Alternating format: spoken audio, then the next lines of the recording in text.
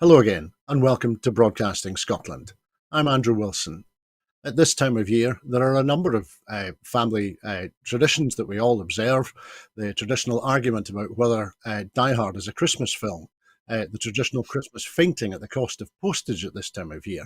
And here at Broadcasting Scotland, we have our own traditions, which is at this time of year, we spend a little bit of time with our very special guests, considering and looking back at the news from the year that's almost come to a conclusion. And so this evening, we have the full Scottish review of the year, Part 3. I'm lucky enough to be joined for this part of the review by Richard Thomson MP. Richard is the SNP MP for Gordon and has been an MP continuously since the 12th of December 2019.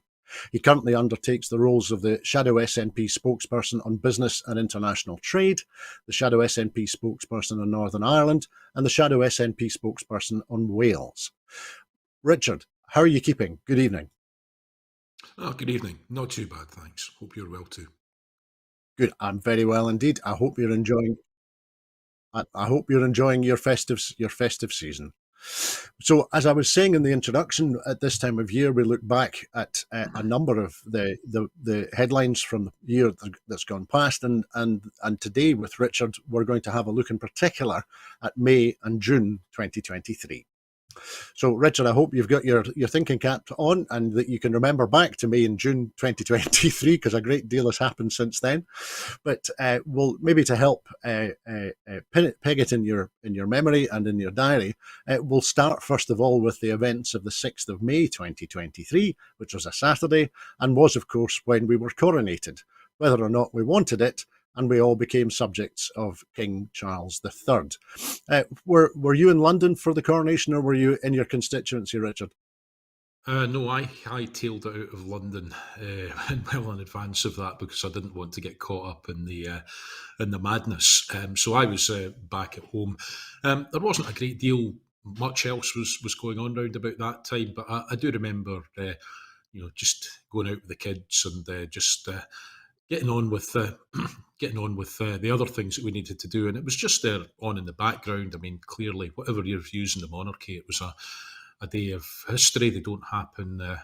Coronations don't happen every day of the week, but I've never tried to influence my kids when it comes to the monarchy at all, because when they're grown ups, they'll make their own minds up whatever way that is. But they didn't seem to be terribly interested in it, so I was just guided by what they were interested in that day, because time with the family is precious, and I caught up a little bit with it on the news afterwards. But I do remember, later on in the year being involved in a discussion in the BBC on Politics Live, and somebody had written a book about how to make the royal family more accountable.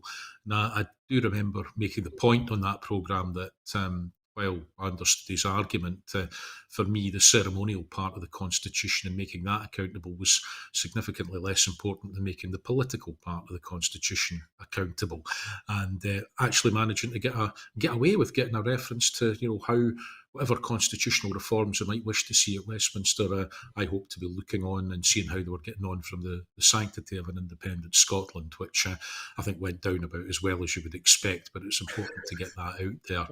But no, and actually the funny thing I do remember about that TV appearance, as opposed to the coronation itself, was that I outed myself, if I can use that expression, as I described myself as an unenthusiastic Republican, and I thought I might end up getting pelters from the assembled monarchist forces that there are out there in cyberland. But actually, the only abuse I got was from the official campaign for a republic, who chastised me vigorously for being insufficiently enthusiastic about their project. So I thought that was quite interesting. But no, certainly all the if you were into all the flummery and the flunkies, it was a great spectacle. And if, like me, you're rather more ambivalent and wish we could have something a little bit more, or far more accountable politically, then it was just something that kind of went on in the background. But I wouldn't seek to deprive anyone of their enjoyment of it, but it's just not something that's particularly for me. Absolutely. Thanks, Richard. And yes, some interesting points you were making there. Do you think that there is thinking firstly in the context, looking forward a little bit, of if there is a change of government in 2024 and we see a Labour government under Keir Starmer, and given their reputation for not delivering on constitutional change, the Labour Party undertook to reform the House of Lords more than a century ago. What prospect do you think there is for constitutional reform or even constitutional updating with the current king and with potentially Keir Starmer in Downing Street? Oh, very little at all. Starmer will not touch the monarchy. He's accepted a knighthood from them. I think we can tell exactly where he sits when it comes to the principle of a constitutional monarchy. I'm not going to touch the House of Lords because, like all prime ministers, he'll find it's too convenient a place to kick troublesome colleagues upstairs and to benefit from the patronage that he's then able to wield in terms of who gets in and the party political donations he's then able to leverage through the prospect of elevating people. I mean, Gordon Brown came up with a big plan. People are duly paying reverence to that. But if you're the mayor of Barnsley and you want to increase bus fares, then it'll probably give you the powers to do that. But there's very little in there for Scotland and reform of the second chamber. We've already heard the nearest and dearest politically to Sir Keir telling us that that's very much a second term objective. It will get long grass like absolutely any other serious attempt that they've made to modernise it. And, there's many reasons why I'm a supporter of independence, but one of them is also that even if I didn't genuinely believe that the best people to run Scotland in all respects are those who've chosen to make their lives here, it would be the fact that the Westminster system is totally, totally unreformable. That's not an argument for abstentionism, as some people seem to think. Some folk on the more excitable fringes of Twitter seem to think that if the SNP MPs just got up and walked out, that somehow the union would be dissolved as if it was a tab of soluble aspirin. We have to be there to make the argument for Scottish independence, just as Robert McIntyre was there, just as Winnie Ewing was there, just as our team was there from 74 to 79, and the continual presence we've had ever since. But, make no mistake, we're not there because we think it's reformable. We're there to make the arguments to persuade our fellow Scots that independence is the way forward. Thanks, Richard. That's some great reflections there. We'll move on now, however, because one of the stories from May and June, and later on in the year as well, revolves around what I suppose in the past would have been called UK infrastructure, but given the state of much UK infrastructure, I'm not sure if that's the right title anymore. And I was wondering, the question is the real history of the UK in 2023 and 2024, is the real recent history one of a lack of vision, underinvestment and underfunding of the type of infrastructure which we see being constructed in most other developed and developing countries. There's a question whether schemes like PFI and PPP were designed to give an illusion of investment when in fact they were really just ways for bankers and lawyers to make more money. The question is critical infrastructure in the UK, is there how much money and how long is it going to take for us all collectively to catch up on the underinvestment that we've seen?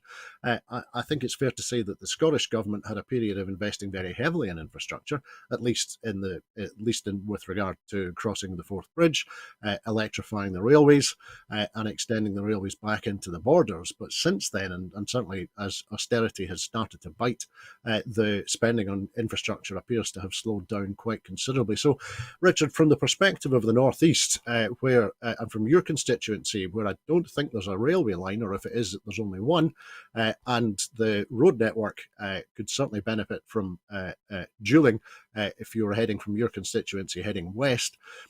What do you think? What is your perspective on infrastructure in the UK or in Scotland at the moment?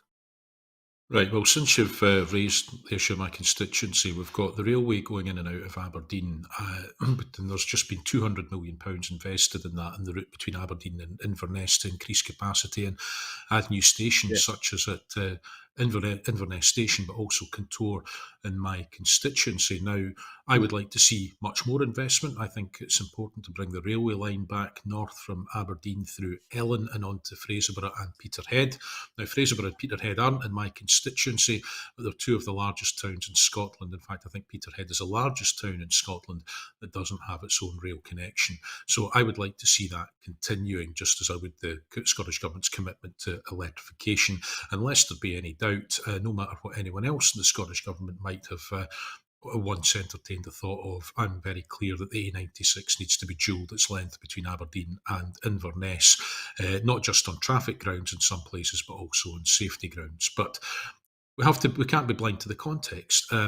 The North East has benefited enormously from investments such as that Aberdeen-Inverness rail line, the Aberdeen bypass finally being built, Balmedy to Tipperty. So there's been huge investment, not just in roads and rail, but also in rolling stock with the new Caledonian sleepers, the new Azuma trains on LNER, and of course the investment there's been in ScotRail's rolling stock. There's still a lot more to do.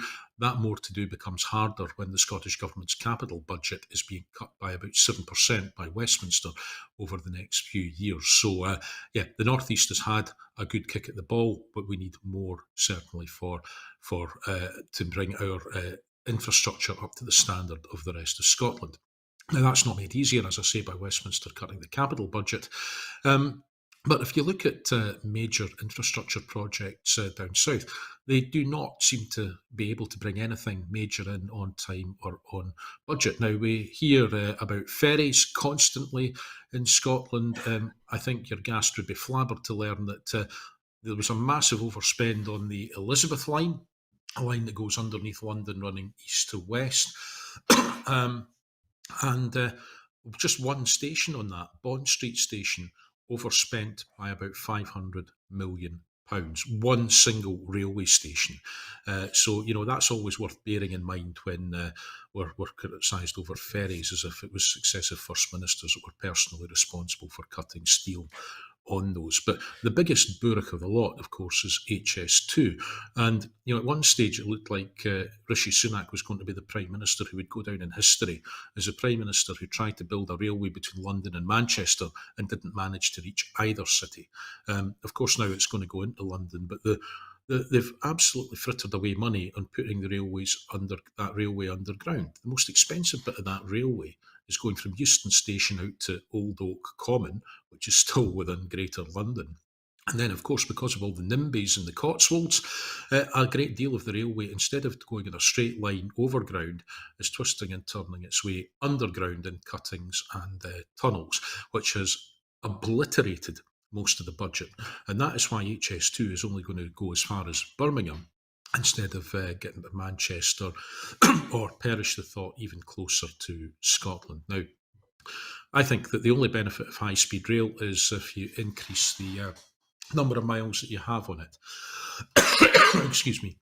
And I think that if they really wanted a railway between Scotland, central Scotland and London that could go at those speeds, if they wanted it to reach that whole distance, they would have been better off starting in Scotland and heading south, instead of heading out of West London and losing their way so catastrophically and so expensively as they have.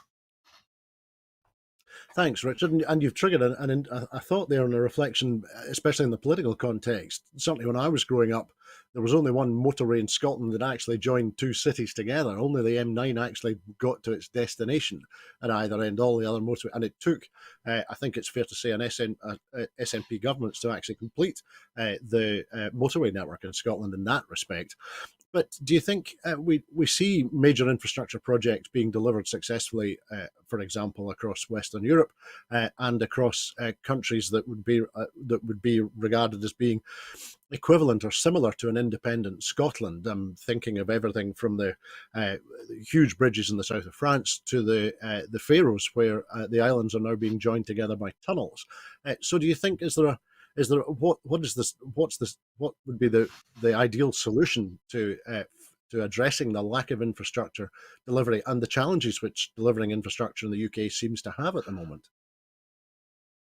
Well, I think having governments that have full sovereignty over financial powers and borrowing powers clearly is a common denominator there, or at least governments that have significant powers to borrow, and not just borrow to meet budgetary mismatches, but borrowing powers which allow them to invest for the long term. And we have a dysfunctional fiscal system in the UK, in that in order to release funds for Scotland, spending and policy decisions have to be taken in England to release funding, because of that spending. So basically, a spending decision is taken in England, and that triggers a percentage uplift to the Scottish budget through the Barnett formula. Now, I don't think that Scottish budgetary needs should be in any way dependent on what it's decided to be spent in England. So simply having that fiscal freedom, fiscal autonomy, as it was called, would go an awful long way if the Scottish Government was able to manage borrowing for investment alongside that. But that's not going to happen. And the only way that we're going to get to that situation is to have independence, because let's face it, we've got what we call a muscular unionist government that, at the moment, which is determined to try and invest monies that would otherwise have come to Scotland from the EU and to invest in devolved areas without consulting with the Scottish Government. But even then, the sums of money don't really touch the sides. So simply having a Scottish Parliament, a Scottish Government, which is constrained only by the limits of its own imagination, its own choices, its own mandate, and its own resources, and the restrictions are placed on it from nowhere else, would be an enormous step forward. That doesn't mean that budgets won't projects won't go awry from time to time. Doesn't mean that projects won't overrun, but what it does mean is that governments can take the strategic long-term decisions that are necessary to allow our infrastructure to catch up with our competitors. Thanks, Richard. That's some great perspective on the challenges that we're facing, and undoubtedly will continue to face, at least until, as you say, as a sovereign government, the Scottish Government has the control of the levers of power. Let's move on now, however, because the next thing I wanted to talk about was that what we're calling on Broadcasting Scotland the Brex effects. And so, firstly, in one element of that is that in the aftermath of Brexit, COVID, and the Ukraine war and climate change, the importance of food security has come into even sharper focus as the Scottish Government established a new dedicated food security unit.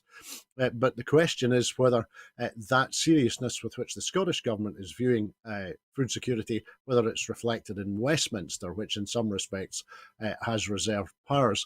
So, Richard, firstly, do you think, again, from the perspective of your constituency, the southern edge of which has been significantly affected by storms in the second half of 2023, how important is food security, and is the UK government taking food security seriously enough?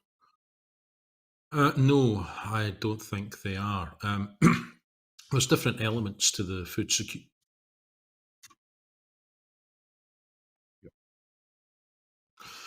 No, I don't think it is. And I think there's a few components to food security. There's the security of domestic supply. Now, we've seen that has been harmed by the UK government's determination to clamp down on immigration.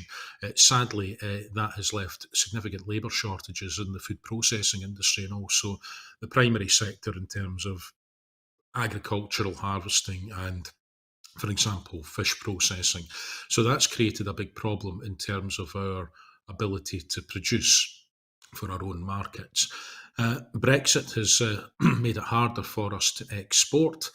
It's harming the balance of payments, but it's also hampering our food producers, because they are subject to significant red tape now to export to the EU, whereas producers from the EU are not subject to any kind of checks at all at the moment. And that creates an uneven playing field, which risks putting food producers and growers out of business as the market gets swamped. But I think one of the biggest risks to food security is to the quality of the food that we have. Now, we see that through the trade deals that are being signed, and with indecent haste and insufficient scrutiny, just to let the Tories get some chalk on the board and say that global Britain is taking its place in the world. But the biggest threat by far is because we're not performing food security checks of our own, as used to happen for us when we were in the EU, primarily at ports such as Europort and Rotterdam. It means that our biosecurity is seriously at threat from diseases, and also from food fraud, where people are bringing in food which is not produced to our standards, or which is even made from ingredients other than those which are labelled for it, because no, we don't have the capacity to check everything that comes in, and even then we don't have the capacity to do intelligence-led checks at the moment. So basically it's just a free-for-all, and eventually we're going to fall victim to food fraud, which will cost money. It will cost money to put right, but let's just hope it doesn't cause disease in our own animal sector and our own biosphere, or worst of all, cause harm to human health. But that is the sum of where the UK government's trade policies and Brexit policies have left us. Now, I don't want to see checks between goods and products going between the EU and the UK any more than I want to see them going from the UK to the EU. But the logic of the position that the UK government has landed us in with Brexit is that we need to be performing these kinds of checks. And for so long as we're in this god-awful situation of being outside the single market and the customs union, then these are checks that are a necessary evil. And while they're not being carried out by the UK government, it's delivering absolutely nothing except increased risk, increased cost, and increased food insecurity, I'm sorry to say. Thanks, Richard. And to tie the last two items we've been discussing together, in terms of investing in infrastructure to deal with the effects of climate change, both on people's homes, people's businesses, and on productive farmland as well, and the impact on other infrastructure, the impact on the railways, and the impact on our road network. Do you think that the Scottish Government will be in a position to begin to make the investments that seem to be becoming more and more pressing and more obvious as the effects of the climate crisis become more dramatic on our infrastructure and on our farms? Well, I would like to say yes, but as I said earlier on in the programme, the Scottish Government's seeing its own capital budget cut by about 7% over the next 5 years from Westminster. So, absent the borrowing powers that could make good that kind of deficit of expectation, then inevitably projects are going to have to move forward, or move forwards in time before they can begin. So, I would certainly, within that constrained context, I would want to be making sure that we're investing in the projects that can have an impact on our environmental impact. You can have a positive, beneficial environmental impact. But in terms of making that investment in transport, for example, it's just become considerably harder because of that those forecast budget cuts. So I've no doubt that there is a great deal of good can be done with the money that is there, but you cannot smooth over that bump that's going to be put in the road by the fact that the budget is being cut by such a significant amount. Thanks, Richard.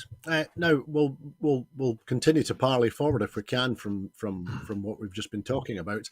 As it happens, I was chapping doors last week, and the three first things that came up were the health service, education, and the cost of living crisis.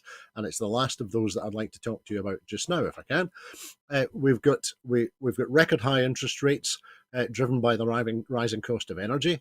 We've got food inflation that's probably at a level that's only been the case for the second time in my life.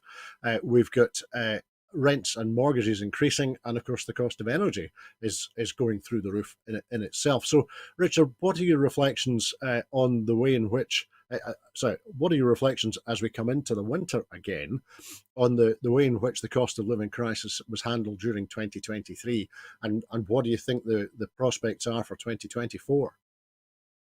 I think it was handled abysmally, and I don't hold out much hope for things getting much better in 2024, sadly. No, I mean, the inflation was driven by energy costs. It was driven by a shortage of goods, but energy costs was the main driver. But also, don't forget the self-inflicted wound of Brexit, which increased shortages and therefore pushed up prices, and also created a shortage of labour that hadn't been there before, which again made goods more scarce and pushed them up, just like the food we're talking about in the earlier item. Now, what should have been done to tackle inflation was to remove those unnecessary trade barriers with Europe, to actually tell the truth about immigration and its benefits, and to remove those production blockages in the economy and get rid of that nonsense red tape that's been put in place by Brexit. The other thing to do to keep it down for the long term is to increase our energy security, and that is not to dangle the false chimera out there that if you drill for more oil, then it will all start coming ashore very, very quickly and everybody's bills will be cheaper, because we all know that's not how it works.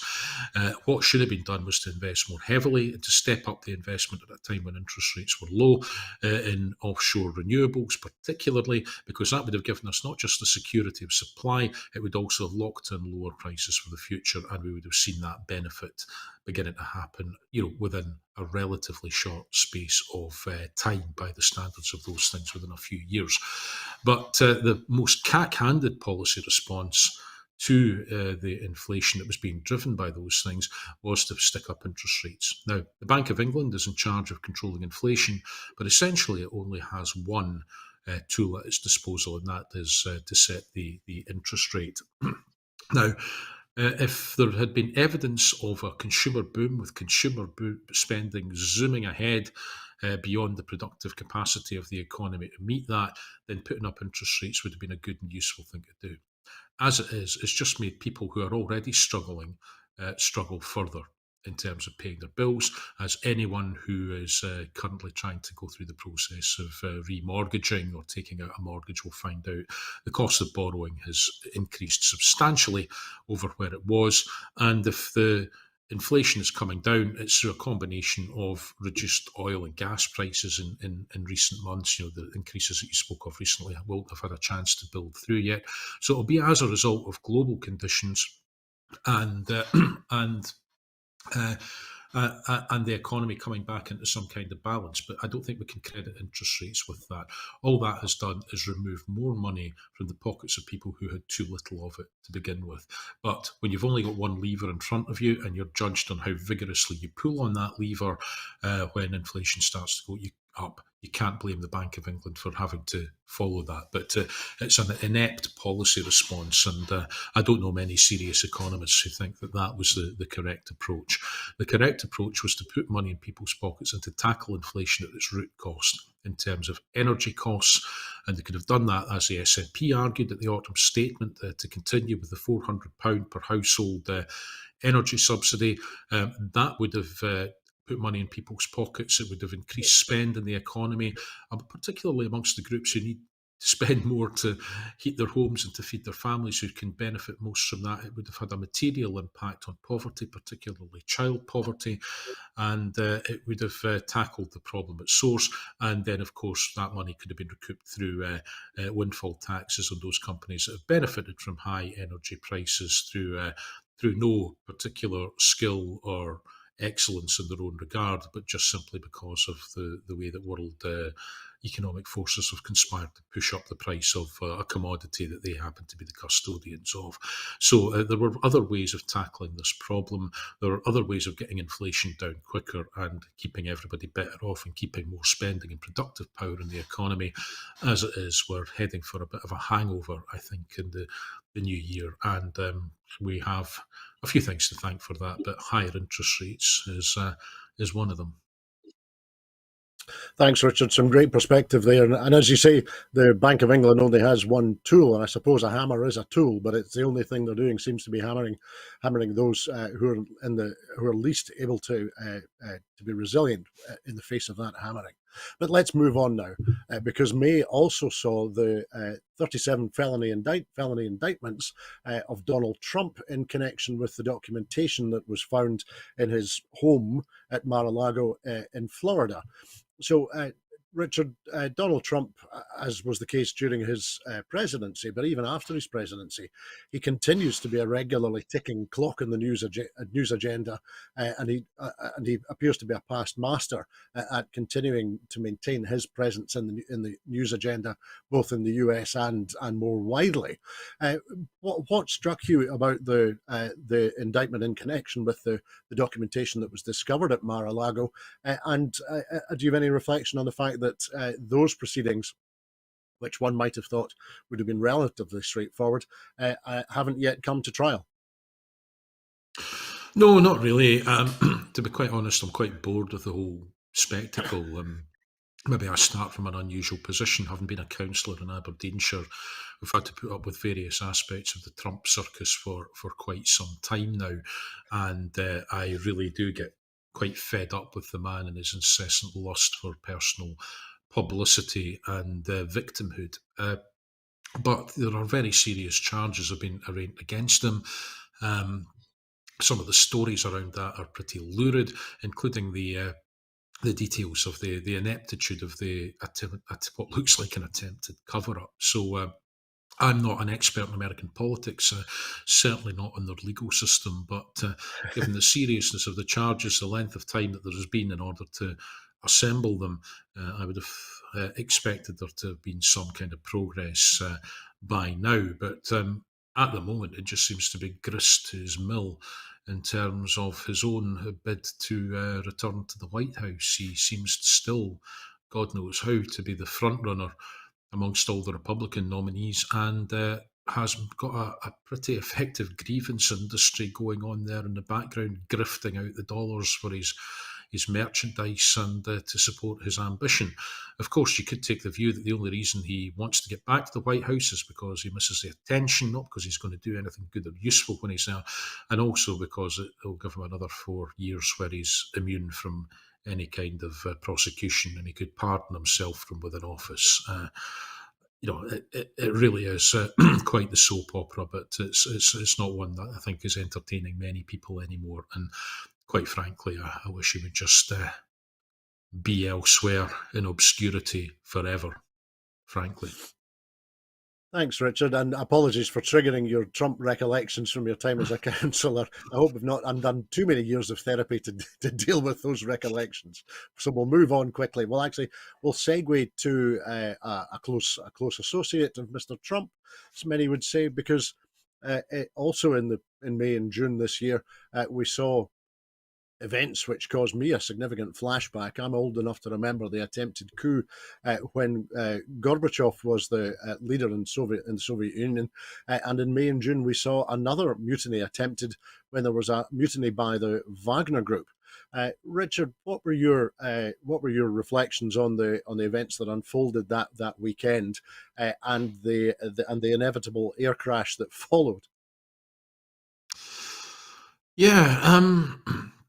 I think my surprise was that the head of Wagner had I just always assumed that he would understand the I very nearly swore there, I shan't, but the spurious nature of the case that Putin had assembled for the unlawful invasion of the Ukraine.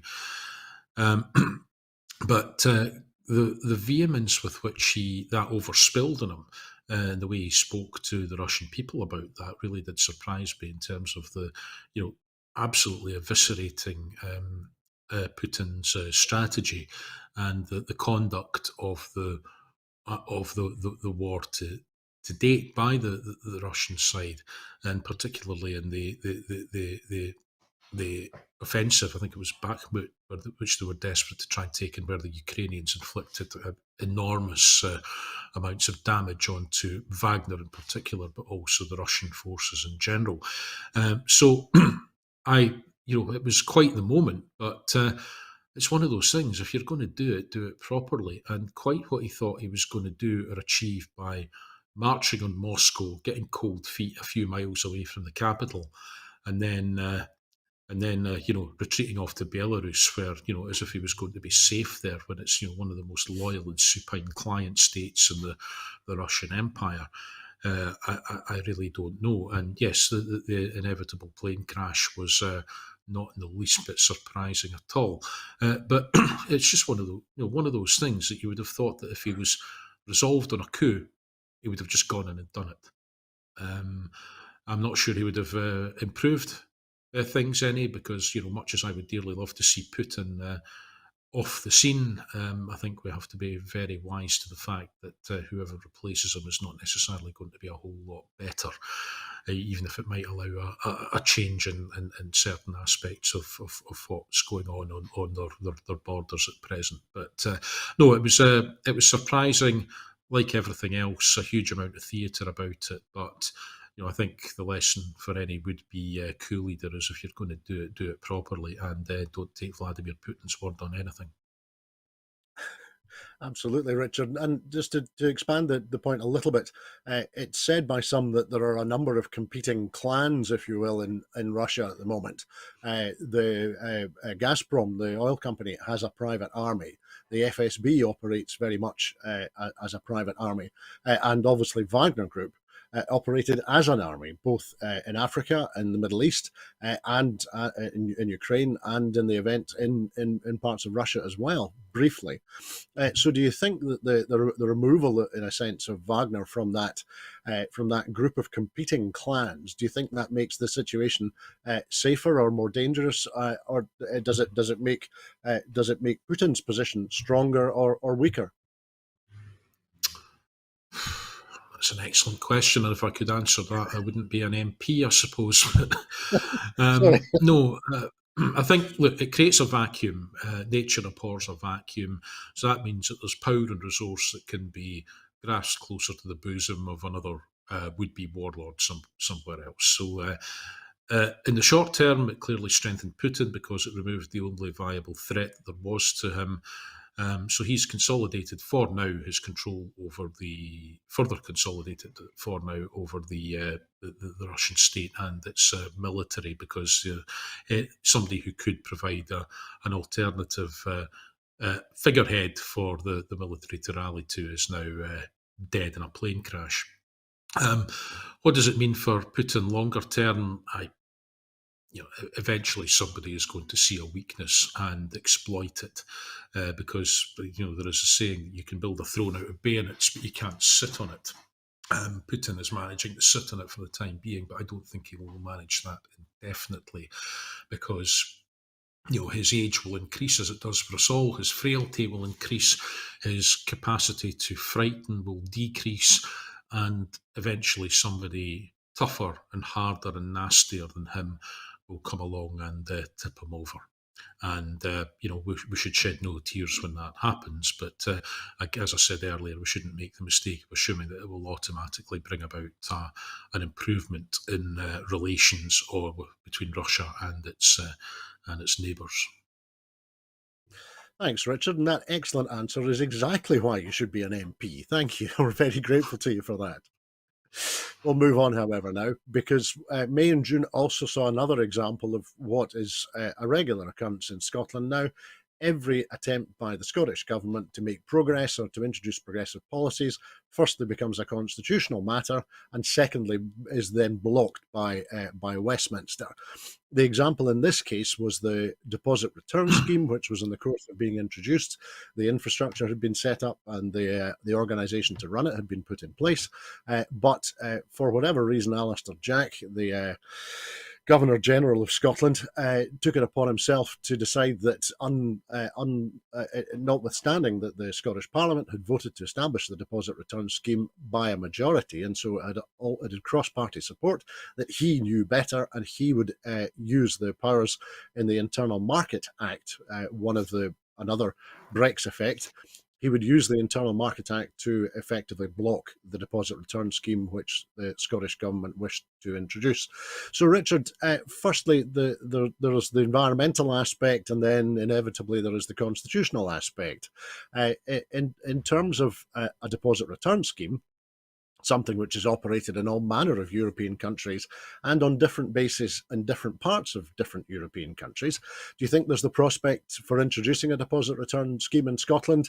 And then more widely, in terms of Alistair Jack's blocking of the deposit return scheme, what does it tell us about firstly about the constitutional settlement in the British Isles at the moment, and secondly about the agenda that the Tory Westminster government is pursuing? Will there be a deposit return scheme? Well, there ought to be, but I think there probably will be in time. But the real irony about this was,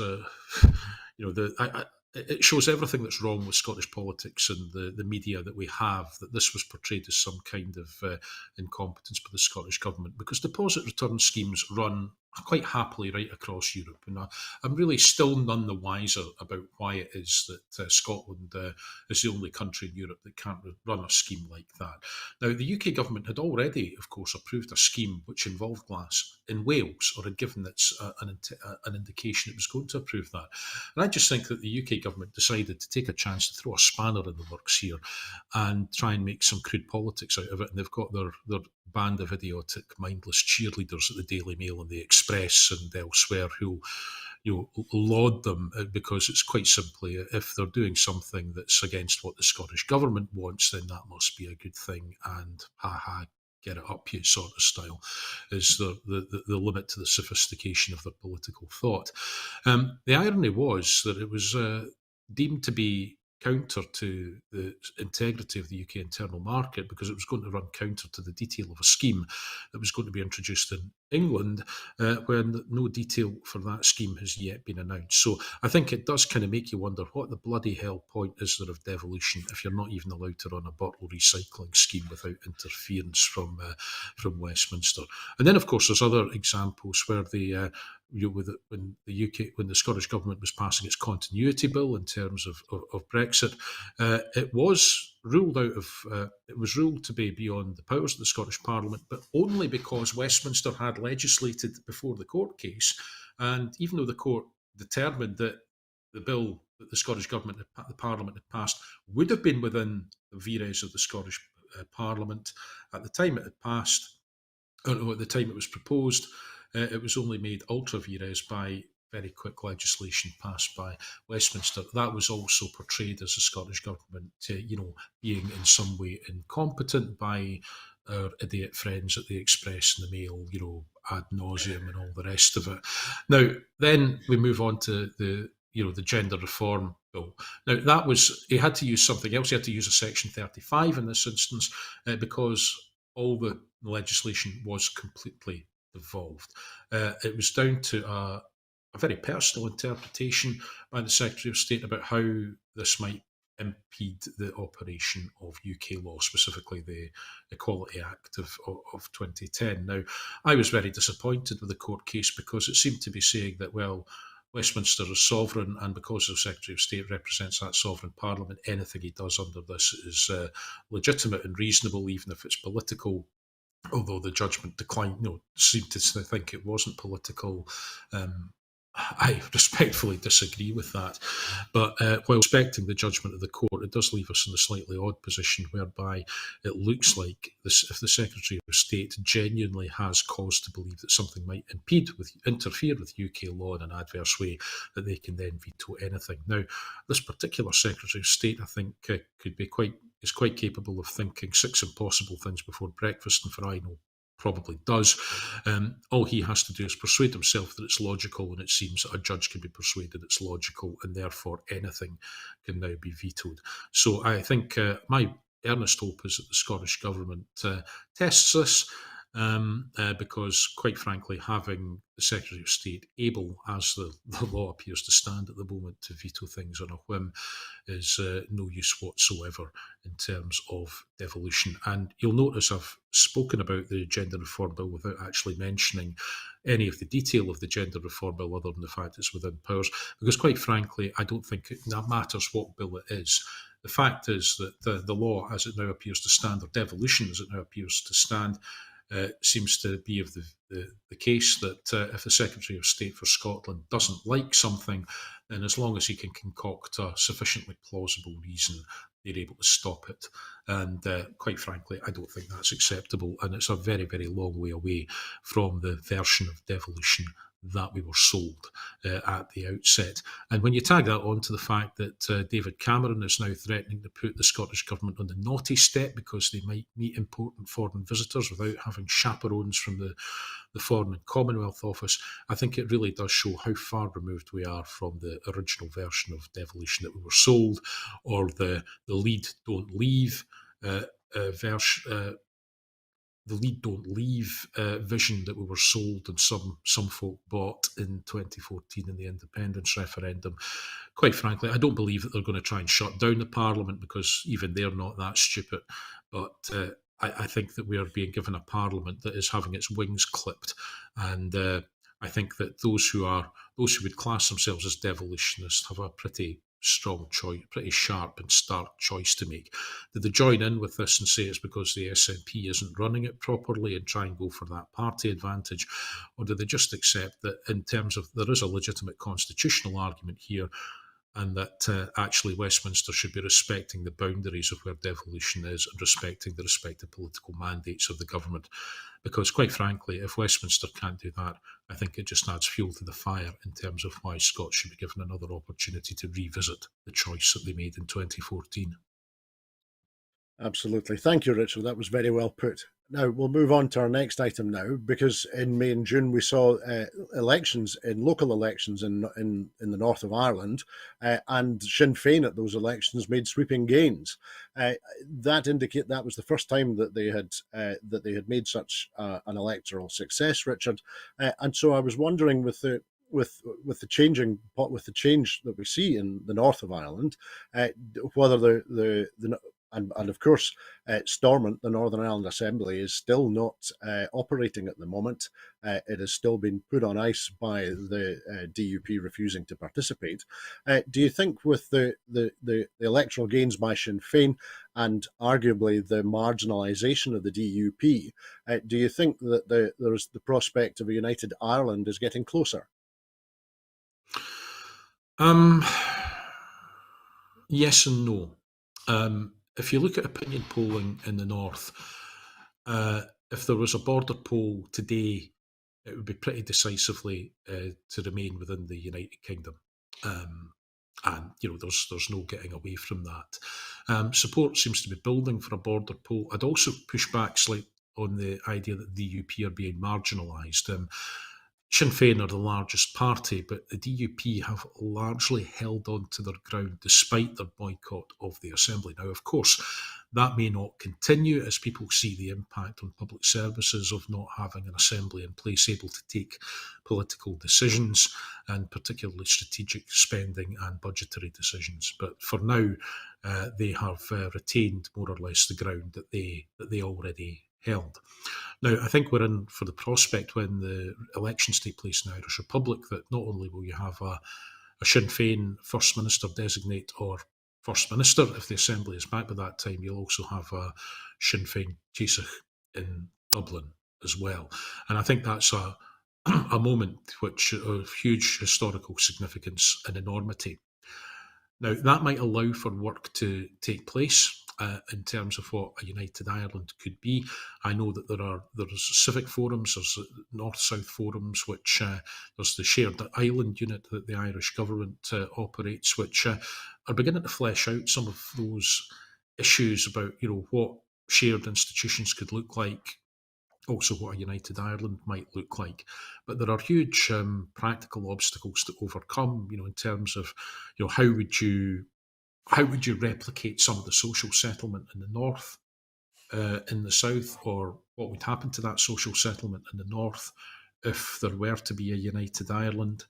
I think there are also issues about what does the state look like, because if it becomes a 32-county republic with all the current symbolism, that risks alienating very significant numbers of people in the north. So is a united Ireland, is it simply a 32-county republic? Is it a new Ireland, as Sinn Féin have spoken of in the past? What place for unionism is there in there? Is there a place for Stormont in there in any respect? So there are huge questions about what the governance might look like, or the structures might look like, as well as what the social settlement might look like. But what I think isn't in any doubt is that there seems to be a great deal more people who you might term United Ireland curious. Now, I don't want to overly generalise, but those are the kind of people who are predominantly middle class, who feel most keenly the loss of their European citizenship, if you like, and for whom this kind of visceral. If you challenge them, maybe culturally they're British, but they don't have this visceral attachment to the Union as the Protestant Unionist loyalist community more generally have. They would maybe perhaps they've voted for the Ulster Unionists in the past, maybe some vote for the DUP. You'd probably find that group well represented amongst the Alliance Party in in Northern Ireland. And they are people who are maybe less attached to the idea of British symbolism and are maybe more pragmatic in their outlook and are maybe beginning to see the advantages of being part of a single government on a single island the size of Ireland, particularly if it allows them to fully embrace the advantages of EU citizenship once again. You will find that a great number of people in this grouping not only hold British passports, they'll also, if they're eligible, be holding or have applied for passports for the Republic, which again give them EU citizenship and some of the advantages that come with that. But I think it's certainly made the prospect of a united Ireland more live than it's been at any time in my lifetime. There's a number of people are curious about it. They're not closed off to the idea.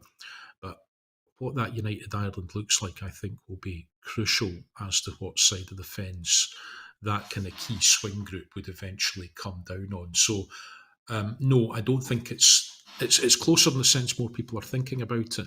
But in terms of winning hearts and minds, there's a great deal further to go in terms of winning over the hearts and minds of those that could potentially take support for a united Ireland in the north of Ireland into a majority position.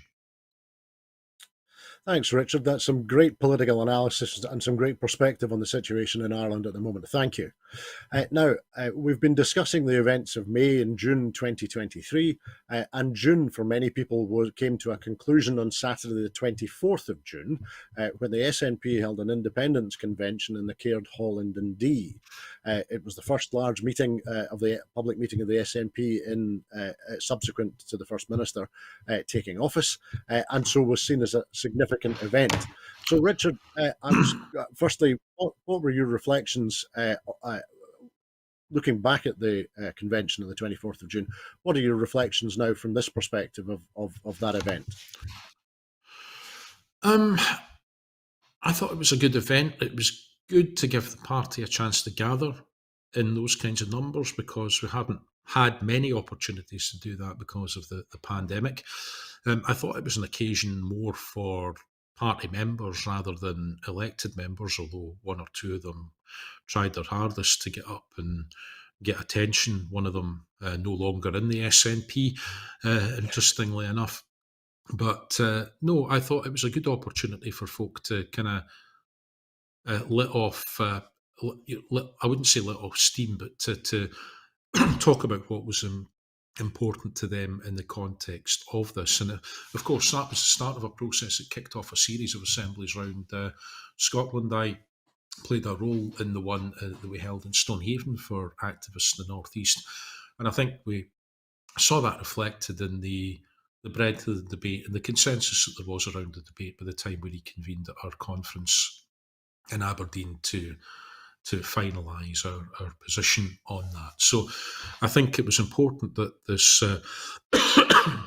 was not a strategy that was handed down from on high, and that the members got the chance to have a good sniff at it and a good input to it. And I think we've got to a pretty good place that there's a recognition that you can't take Scotland to independence on a minority of the vote, that the only way Scotland will become independent is when enough people vote for it.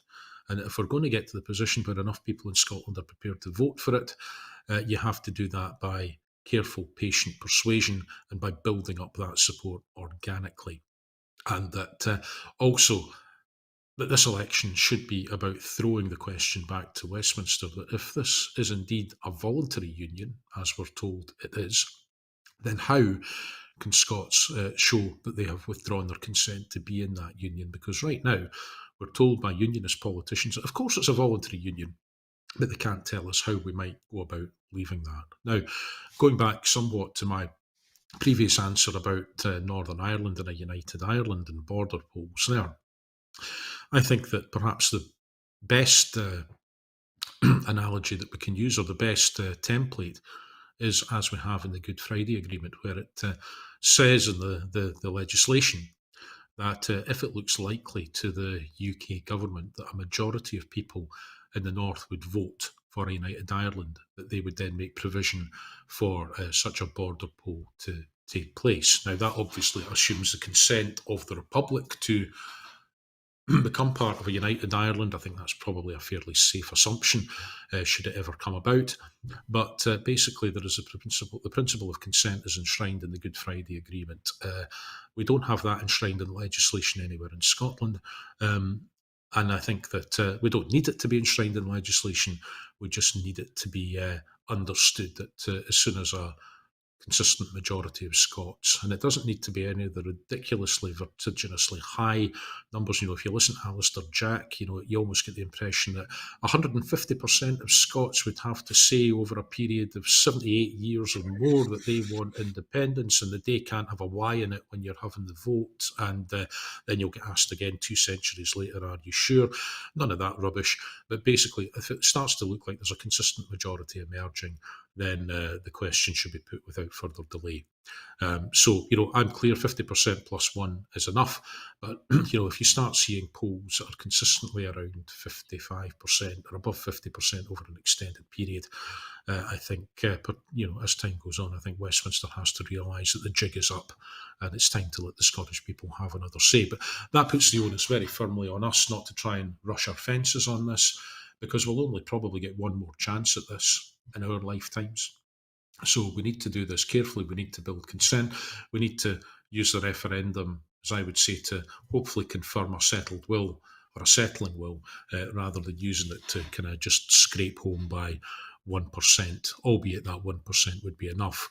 And also, while there was a 2% margin in the Brexit referendum, I would like to think that we could be far more conciliatory in terms of building that new independent Scotland than the hardcore Brexiteers were, in terms of they managed to secure 52% of the vote in the vaguest of perspectives, and then they behaved afterwards as if they represented 100% of the vote. That would be a recipe for disaster, and there would need to be very, very careful involvement of our opponents as well. Once the votes are counted, you'd need to be able to reach out to them and bring them on board to make sure we had a proper Team Scotland approach to make that independent Scotland get off on as stable and as sound a footing as we possibly could. But I think that there's a recognition in the SNP strategy. You don't get there without a majority of the vote. You don't get a majority of the vote without having made the arguments, and you need to build up that support and harden it and strengthen it to make to get us to where we want to get to. There's no magic way. We can't just walk out of Westminster. The Union won't dissolve like a tablet of Disprin in cold water. There's no route to going and appealing to the United Nations. There's no fancy Dan way of saying that the Treaty of Union has been breached. Fundamentally, if you accept the argument that the people of Scotland are sovereign, then the sovereign people have to be given a way in which they can express that, and that's what we need to ultimately give them through a vote for the purpose of making Scotland independent. And that is what the Westminster election will take us closer to doing. Thanks, Richard. That's a great way of concluding today, putting the settled will of the Scottish people front and centre of our politics. Thank you, because I'm afraid that's all that we have for you today. In making these programmes, Broadcasting Scotland depends on the generosity of viewers and others who value our distinctive approach to news, current affairs and culture. Please help us to continue to make these programmes, to continue to develop the station and to make new programmes. Our programmes will always be free to view, but if you can afford £5 a month, please consider becoming a Broadcasting Scotland supporter. Our need to reach our £30,000 target to continue to pay our bills is still pressing. Due to the generosity of our supporters, we have raised nearly £22,000. However, our need to raise the remaining £8,000 is really urgent. To everyone who has donated, and to everyone who has signed up to make a regular monthly payment as a Broadcasting Scotland supporter, thank you very much. There are other ways in which you can contribute to our work. If you would like to volunteer to work with Broadcasting Scotland, either behind the scenes or in front of the cameras, or in any other way that helps, then please visit our website at www.broadcastingscotland.scot and send us a message there. You can find us on X Twitter, on Mastodon and on Blue Sky at Broadcast Scot. Please like, retweet, boost and reskeet us there. And you can also find us on Facebook by searching for Broadcasting Scotland. When you're watching us on YouTube, it would be great if you would like and subscribe to Broadcasting Scotland on that platform. We will be back tomorrow with the next full Scottish review of the year, so please come and join us then. I'd like to thank everyone who's been watching us today, and of course, I'd like to give a very special thanks to our very special guest, Richard Thomson MP. Thanks, Richard. Great pleasure as always. Thank you. Please look after yourselves, and please have a very peaceful festive season. Bye-bye.